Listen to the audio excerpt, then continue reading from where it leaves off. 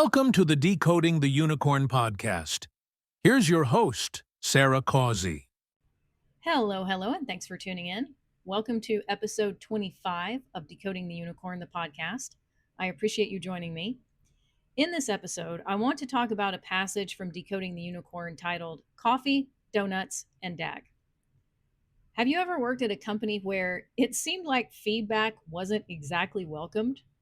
Maybe your manager told you that they had an open door policy, and perhaps they usually did work with the door propped open.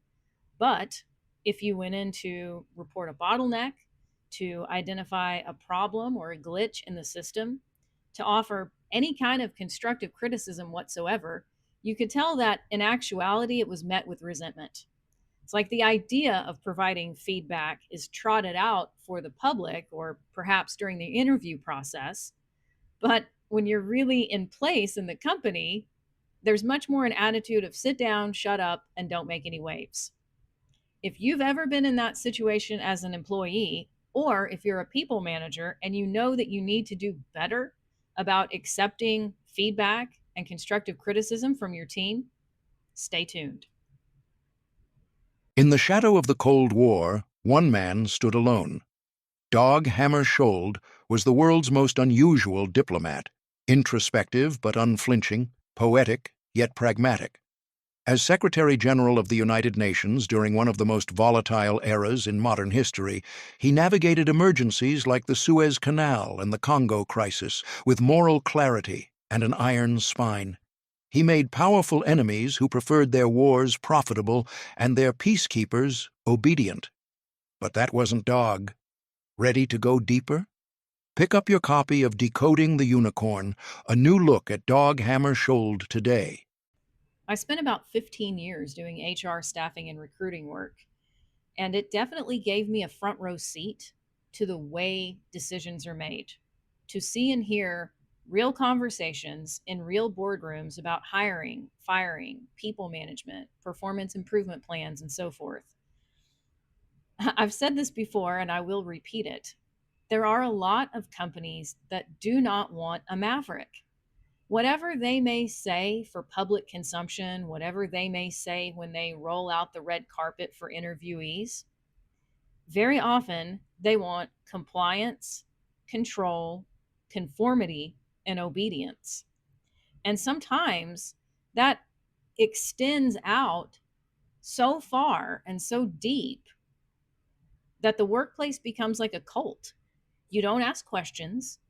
You don't make suggestions, even if there's a suggestion box, or even if there's this sense of my door is open anytime. If you see a bottleneck, if you see something that could be done better or faster, please say something about it. And then if you do, you get the sour attitude.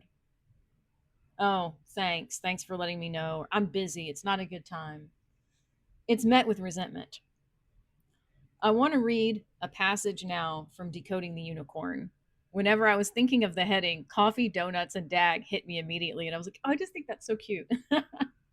I guess it's always good when you look back on things that you've written and you feel happy about it as opposed to going, oh, God, why? So under that heading, here we go. Dag's cleanup initiatives in the UN were taking hold. There were still problems to be solved, of course, but the atmosphere felt more collaborative and cohesive than before. Dag's thoughtful and steady leadership gave birth to a new program, informal coffee hours where staff could speak freely and be heard. The idea was simple yet transformative. One morning each week, Dag hosted an open-door session in one of the smaller meeting rooms where staff members could come in, grab coffee and pastries, and speak their minds freely and without fear. It wasn't a formal gathering. It was a space for employees to voice their thoughts, whether they had complaints, suggestions, or compliments. Dag made it clear from the start that this was their time to speak and his time to listen. There was only one ground rule.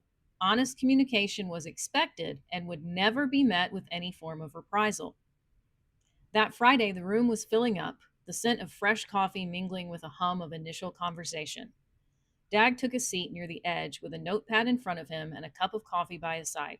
He lit his trusty thinking pipe and greeted each person with a nod or a brief smile as they entered. But once the session started, he settled into a silent, attentive posture. This was not about him, it was their moment.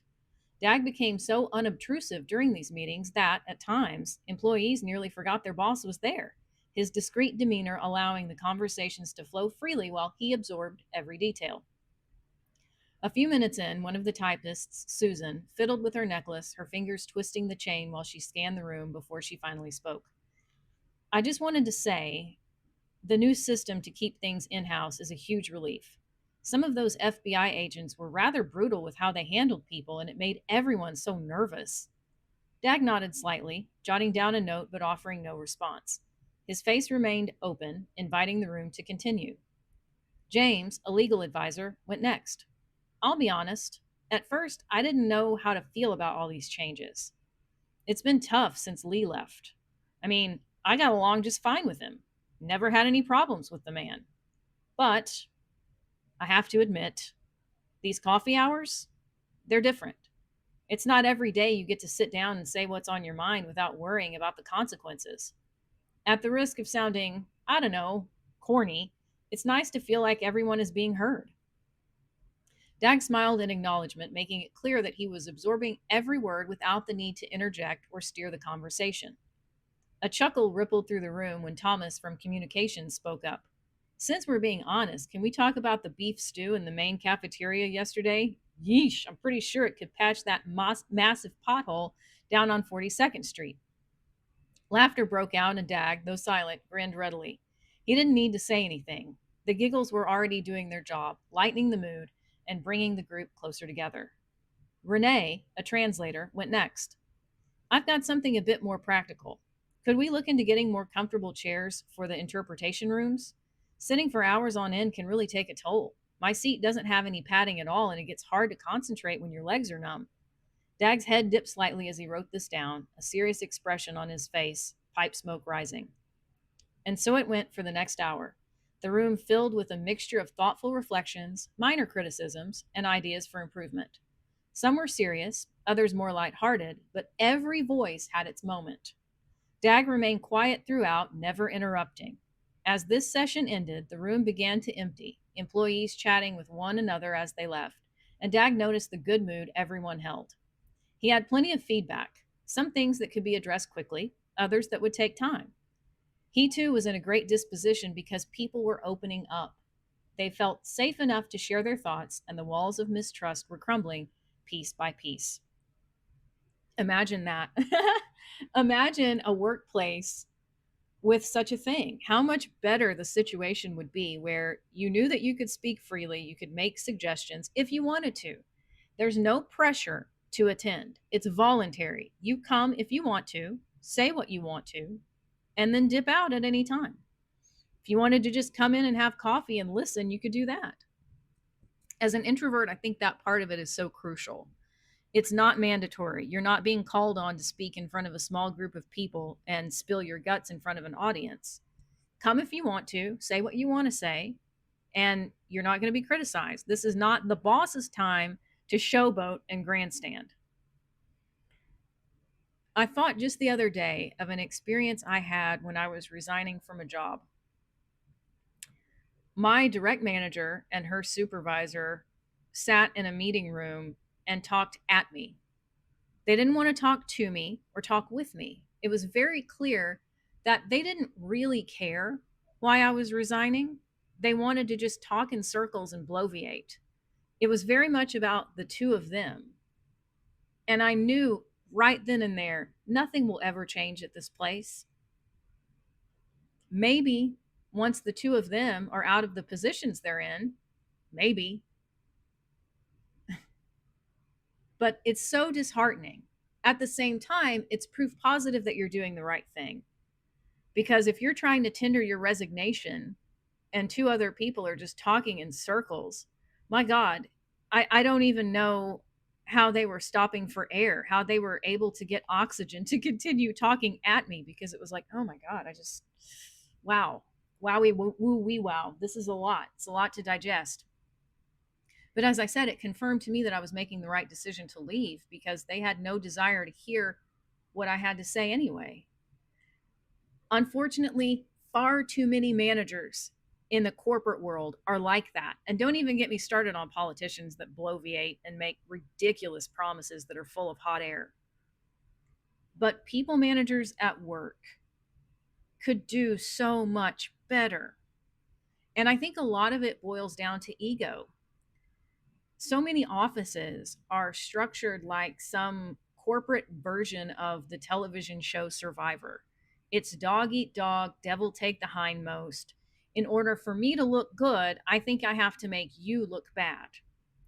And that's such a terrible way to manage a workplace. It's like the idea that a rising tide lifts all boats, that everybody does better when everybody does better. But we definitely don't have that kind of milieu. It's much more competitive and cutthroat than that. And even if it's not overtly so, you may have to deal with microaggressions and little passive aggressive insults as opposed to somebody outright saying, like Gordon Gekko in Wall Street, it's a zero-sum game. I have to win, which means you have to lose. Even though it's an awful, cynical way of looking at the world. That's how a lot of people in corporate America do look at it. And unfortunately, there's a higher ratio of the sort of psychopathic Gordon Gekko types that make it into high-level management roles. It shouldn't be this way, and yet it is. And one of the things that I wanted to do in Decoding the Unicorn was to talk about Dag's leadership and management style to say, we could have it so much better. There is a better way. And it's not just pie in the sky utopia. It's been implemented and proven to be effective.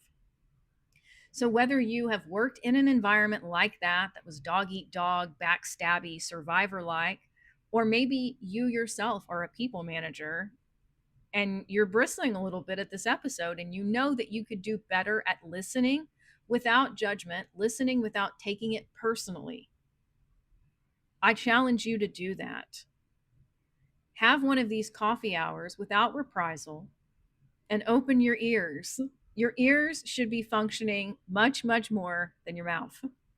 Listen to your people. Take good care of yourself, and I will see you in the next episode. Thank you for tuning in. If you enjoyed this episode, please subscribe to this podcast and share it with others. We'll see you next time.